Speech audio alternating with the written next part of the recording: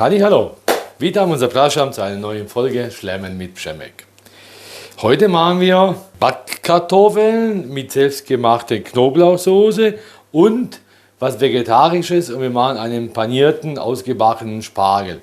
Ihr fragt euch bestimmt, Spargel um diese Zeit? Ja, die offizielle Spargelzeit ist eigentlich der 24.06. Aber wir machen heute einen grünen Spargel und den grünen Spargel den kriegt man eigentlich rund um die Uhr, quasi Sommer, Frühling, Winter, Herbst, so dass man den das ganze Jahr verzehren kann. Um die Knoblauchsoße zu machen, brauchen wir erstmal einen Knoblauch. Da zeige ich euch kurz, den habe ich schon vorbereitet. Den schneiden wir hier in die Mitte durch. So, oh, der ist jetzt kaputt. Den schmeißt man nämlich gleich weg. So kann es nämlich auch passieren. Kaufen und in der Mitte ist er schon kaputt. Einfach in die Mitte durchschneiden, jawohl. Dann nehmt ihr einfach ein bisschen Alufolie. Ihr könnt natürlich variieren, ob ihr jetzt mehr Knoblauch, wenig Knoblauch, wie ihr wollt. So, aufs bisschen Öl drauf. Oder Olivenöl, Butaris oder was ihr dann habt. So, dann ein bisschen Salz drauf. So. Und da ich meinen Backofen schon vorgeheizt habe, auf 200 Grad, lege ich jetzt den Knoblauch hier drauf. So, zack. Eins nehme ich noch. Lass mir einen Knoblauch geben, bitte. Hopp, da fliegt er jetzt ins Bild. Jawohl. So, nochmal ein Knoblauch. So, das lege ich so drauf. Dann klappe ich das alles zu. Mache ich so ein schönes Päckchen. Und das packe ich jetzt für eine gute 20 Minuten in den vorgeheizten Backofen, wo auch anschließend auch noch die Kartoffeln reinkommen. Und dann lässt sich nämlich wunderbar die Schale von dem Knoblauch entfernen. Da muss man jetzt nicht ewig schälen. Das zeige ich aber nachher, wenn der Knoblauch dann fertig ist. Als nächstes bereiten wir die Ofenkartoffel vor, oder die Backkartoffeln. Das dürft ihr dann selber entscheiden, wie ihr das machen wollt.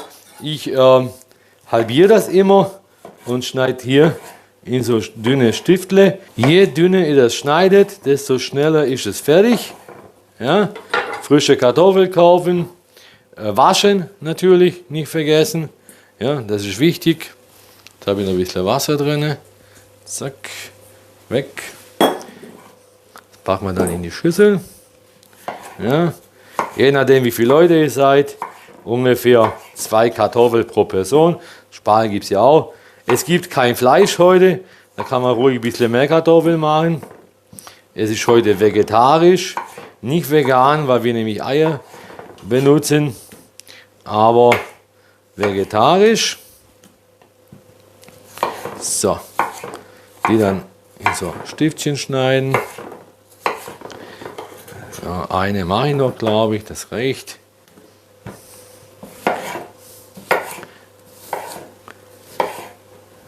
So.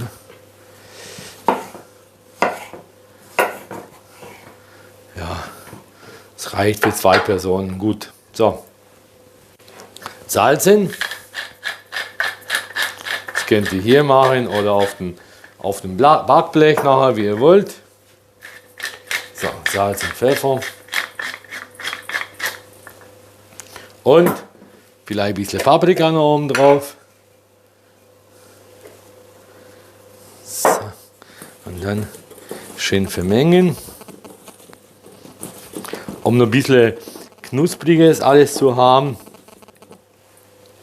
So, ein bisschen Salz noch.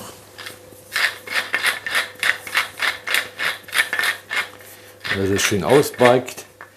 Auch ein bisschen, ich mache jetzt hier so schon meine Buttergemisch, Öl-Butter-Gemisch, Butaris. So, einfach so ein bisschen drauf machen. Dann mit den Händen, ihr kennt das ja von mir, man arbeitet in der Küche mit den Händen. Einfach reingehen, so ein bisschen vermengen. Wenn ihr nachher Bock drauf macht, einfach ein bisschen Rosmarin rein, ein bisschen Majoran, das passt ja auch. Vielleicht frischen Thymian oder so, ja, wie ihr wollt. Und dann kann ich euch das mal gleich zeigen. Einfach so aufs Backblech drauflegen. Ich nehme mal das Backblech hier ein bisschen nach vorne, dass man das sieht. So, einfach hier drauflegen. Ja. Wie gesagt, wenn ihr nachher noch Lust habt, Rosmarin drauf. So, nicht übereinander, versuchen, dass sie dann ein bisschen getrennt sind.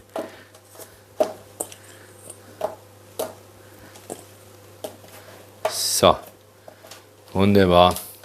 Und das braucht ungefähr 25 Minuten im Backofen und gleich geht es weiter.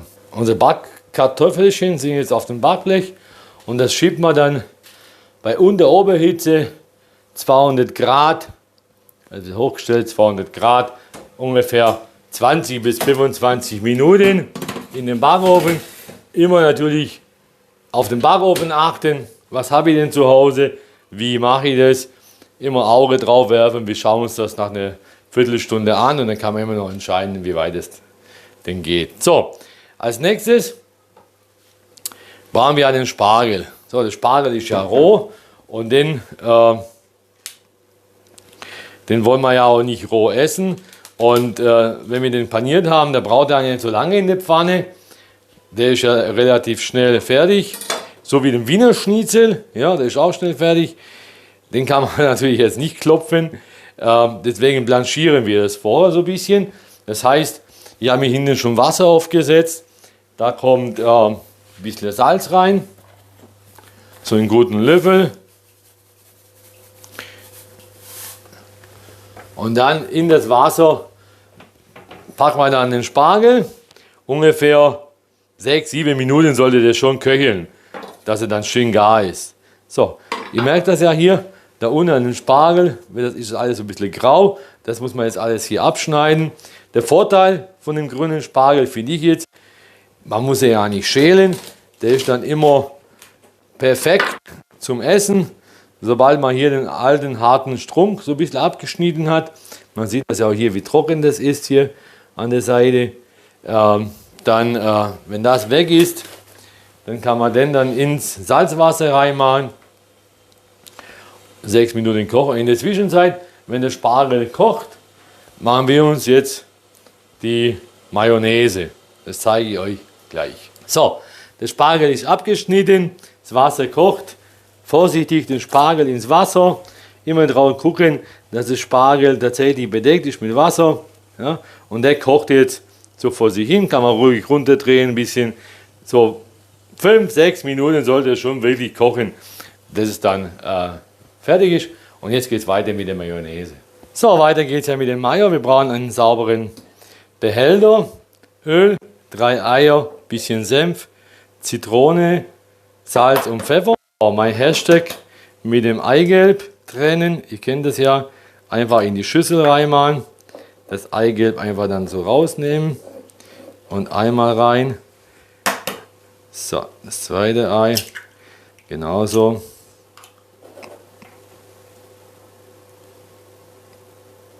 So, zack, das dritte. Das Eigelb bitte nie wegschmeißen, das nehmen wir nachher zum... Oh, Eiweiß, jawohl. Das Eigelb brauchen wir für Mayonnaise. Eigelb brauchen wir nachher zum Panieren, also nicht wegschmeißen. Schon wieder falsch.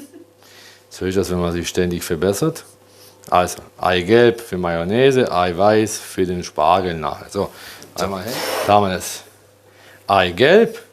Dann packen wir das Öl oben drauf. Wunderbar. Und einen halben Esslöffel Senf noch rein. So, und dann mit dem Mixer rein und einfach. So, jetzt haben wir es, hatten den Salat, dass es wieder nicht geht bei mir.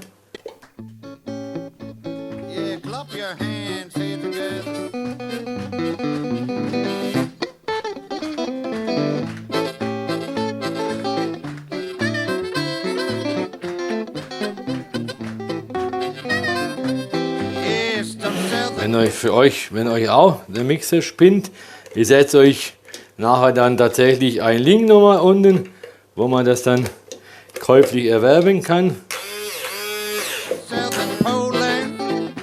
Everybody a chance to meet us, tune that rack, the Chemek rack. Call the evil little kid, get that you meet, oh, an alley in the street, tune that rack. So, wie ihr seht, mein Mixer, wenn ich mich jetzt verabschieden, Elektromüll, nicht vergessen, zack, wegschmeißen. Ja, es ist nichts geworden, aber das brauchen wir ja nicht wegschmeißen, sondern eine Schüssel nehmen und Schneebesen, ein Ei rein. Wir wollen das ja retten. Dann kommt ein Esslöffel Senf rein. Das muss doch funktionieren, Leute. Das wäre ja Quatsch, wenn das jetzt nicht funktionieren würde. So. Und einfach Mix. Einfach verquirlen. Wir haben schon mal zusammen Sauce Hollandaise gemacht. Und das hat ja funktioniert. Und jetzt kann man das hier noch mitnehmen. Das ist nur Öl mit Eigelb. Und nur ein bisschen vorsichtig reinmachen. Ja? Yeah, clap your hands, say together.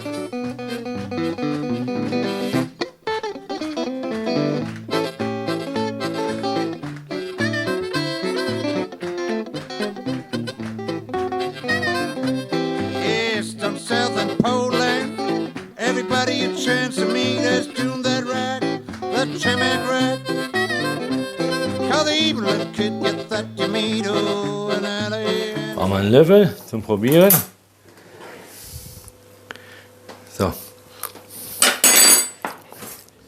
Wunderbar. Da kommt ein bisschen Zitrone rein.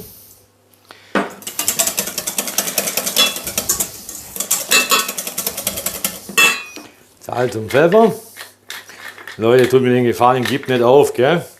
Also ihr seht ja, es funktioniert.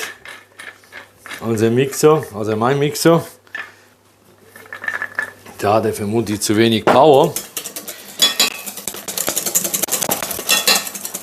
Dann habe ich quasi die Wette heute gegen meinen Mixer gewonnen.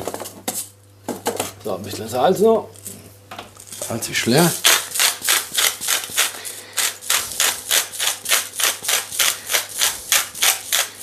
So. Und das dann. Denkt dran, jetzt sind rohe. Wunderbar. Jetzt sind rohe Eier drin. Also direkt ins Kühlschrank und dann direkt am Abend verzehren. Nicht, dass es nachher Salmonellen gibt oder so, ja?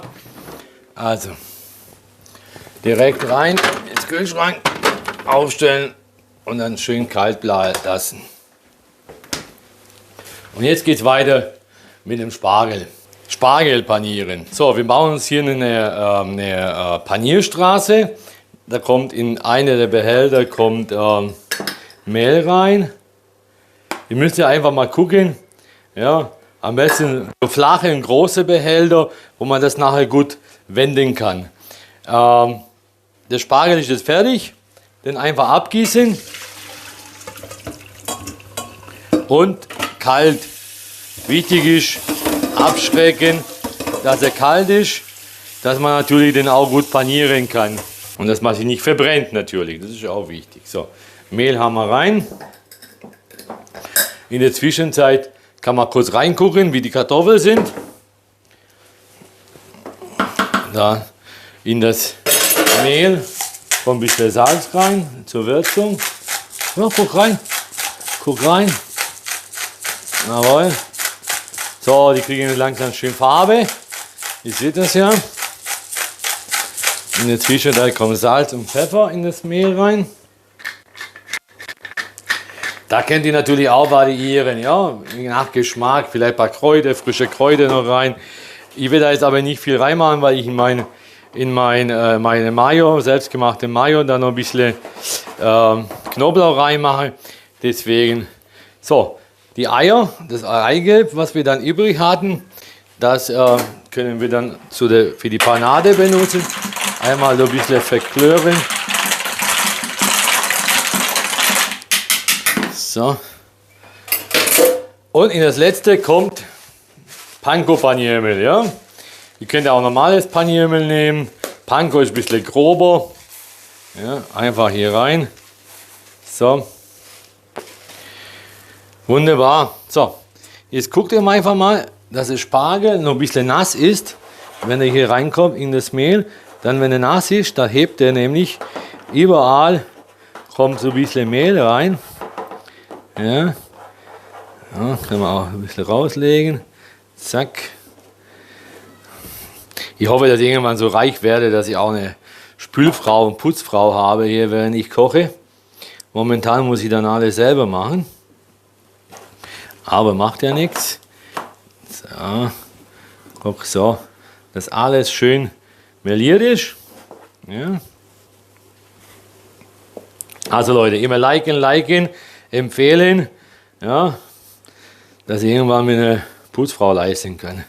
So, dann kommt das alles hier wiederum in das mit dem Eigelb. Eiweiß. Oh, Eiweiß mal wieder. Ja, Eiweiß. Ich weiß gar nicht, was ich habe heute. Laute Eier heute. Immer Eier. Wir können ja mal sagen, wie Eier auf Polnisch heißen. Jajka. So, und dann jetzt da raus, aber versuchen das so ein bisschen einzeln rauszunehmen. Und dann hier in den Panko-Mehl wenden. Ihr seht ja wieder Handarbeit, immer mit der Hand rein. So. Und dann werden die, wenn wir das gleich ausbacken in Butter, schön kross. Und das Ganze, das müsst ihr euch mal jetzt schon vorstellen, die krossen Spargel dann in der Mayonnaise mit dem Knoblauch rein und die Kartoffelchen dann, die dann in den Backofen schon fertig sind, einfach durch die Mayo ziehen und dann lecker in den Mund gehen lassen. Ich kriege jetzt schon Hunger. So, wunderbar. Guck mal. Ne? Also während die Kartoffeln 25 Minuten im Backofen sind, kann man das alles hier vorbereiten. Und dann haben wir dann in einer halben Stunde leckeres Essen. So. Hier mal gucken, dass es überall von diesem Panko-Mehl abkriegt. So. Ist so ein bisschen Fingerarbeit, aber es lohnt sich am Ende, wenn es schmeckt. Ne?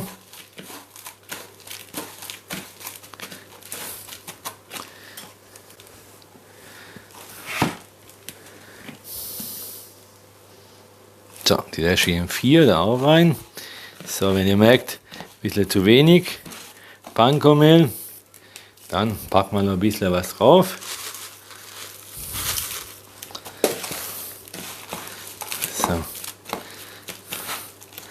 So, die letzten können auch hier drinnen so ein bisschen liegen bleiben. So, dann einmal Hände waschen, nicht vergessen. Und dann geht weiter mit dem Backen von dem Spargel. So, Freunde der Nacht. Pfanne aufstellen. Ja, erstmal heiß werden lassen. Ich sehe gerade meine Hände, sind nicht so ganz sauber. Wollen wir ja nicht die Hände mit dem Schmutz in der Kamera haben. So, dann kein Olivenöl nehmen, aber ein Öl, leichtes Öl oder so ein bisschen Butter, ja, wenn ihr wollt, nicht so heiß machen. Da kann ruhig ein bisschen mehr, ja, Butter und Öl. Also ihr merkt ja heute nichts mit, was hast du vorher gesagt, Low Carb, ja, Low Carb, das wird nichts heute. Heute hauen wir wieder rein, dass wir gehen mal morgen im Sport, versprochen Leute, machen wir mal 10 Kilometer laufen. Dann haben wir den Salat, da kann man das ein bisschen abarbeiten, das Ganze. So, da brauchen wir einen Teller oder ein Blech oder irgendwas, ein bisschen Krepppapier drauf zum Abtropfen, dass es nicht ganz so fettig ist.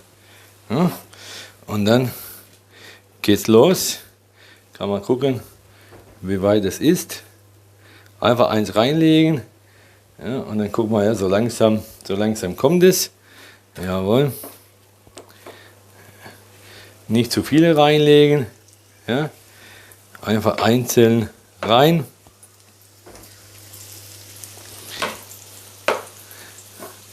Lasst euch ruhig ein bisschen Zeit, nicht dass das Ganze verbrennt.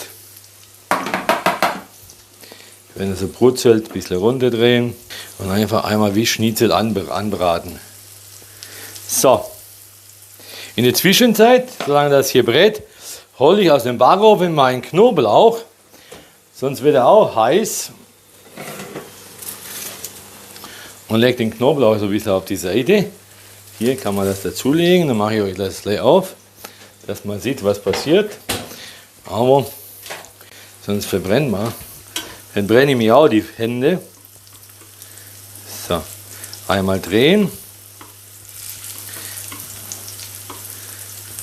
Nicht zu heiß machen, Leute.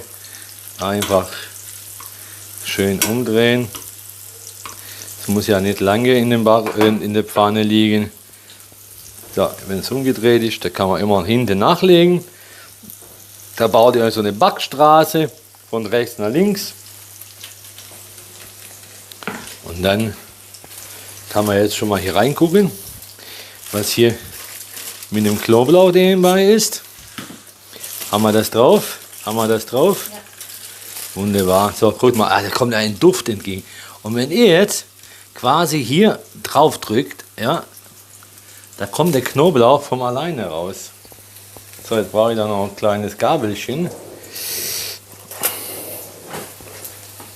So, aber Spargel aus dem Auge nicht verlieren. So, die ersten können ja raus. Die brauchen tatsächlich nicht lange. Ja, die haben wir ja schon vorgekocht. So, dann wieder hier umdrehen auf die andere Seite. Wenn ihr merkt, es wird ein bisschen weniger Fett in der Pfanne, einfach was dazugeben. Ja. Wiener Schnitzel, das schwimmt auch im Fett. Ja, das ist wichtig, wegen dem Geschmack. So, und da haue ich tatsächlich, oh, jetzt hat sich hier ein bisschen was losgelöst. So, und dann kann man da von dem Fett noch ein bisschen was reinmachen. Schön vor sich hin backen kann. So, und jetzt machen wir beim Knoblauch, Leute, guck mal her. Ja, da kann man einfach die Knoblauchzehe so rausnehmen. Ja, das auf die Seite, so einfach rauspressen. Ja, und dann aber mit der Gabel ein bisschen nachhelfen. So, und da sparen wir uns das ganze furchtbare Schälen vom Knoblauch. Geschmacklich drin. Ja. So. Oh, der fällt ja von alleine raus. 25 Minuten bei 200 Grad oder 20 Minuten. So. Guckt euch mal das an. Und immer dran denken, Achtung, Spargel jetzt. Sich nicht so sehr begeistern mit dem Knoblauch. Spargel raus. Sonst haben wir den Schwarzwälder Spargel.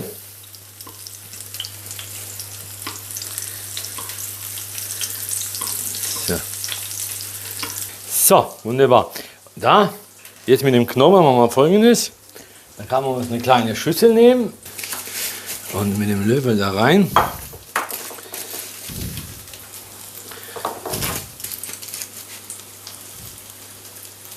So, davon trennen wir uns.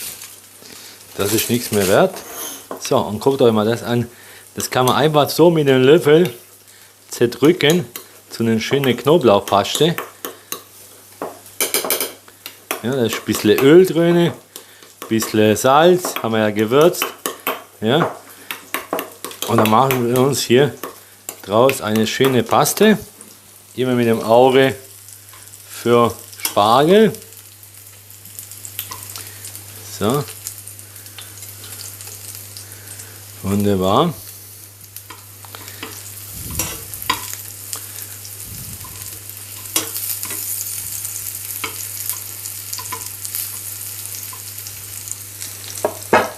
So Leute, das kann man runterschalen und der Knoblauchpaste. Oh, da liegen noch welche. Kann doch nicht runterschalen. Dann schalten wir das wieder ein bisschen hoch. Dann haben wir noch 3. Dann haben wir noch 3. So, Leute, die letzten 3 braten so vor sich hin. Die Knoblauchpaste ist jetzt fertig. Ich räume ein bisschen jetzt auf und dann richten wir das Ganze an. So, Freunde der Nacht, jetzt geht es ans Anrichten. So, jetzt haben wir unsere selbstgemachte Mayo hier an der Seite. Dann kommt jetzt das ganze Knoblauch da rein. So, und dann einfach vermischen. Einmal probieren. So, und das kommt in eine Schüssel rein hier. So, wunderbar. Da haben wir unseren Knoblauchdip. Das kommt auch weg. Hier haben wir unsere Spargel. Und jetzt kommen die Backkartoffeln raus. So, Achtung, heiß. So, guckt euch mal das an. Guckt euch mal das an.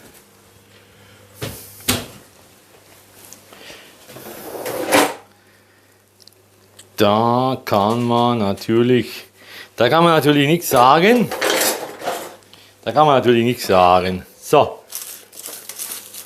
Und das schöne Backkartoffel. Die sind schön kross, wie Pommes. Und dann unseren Spargel dazu.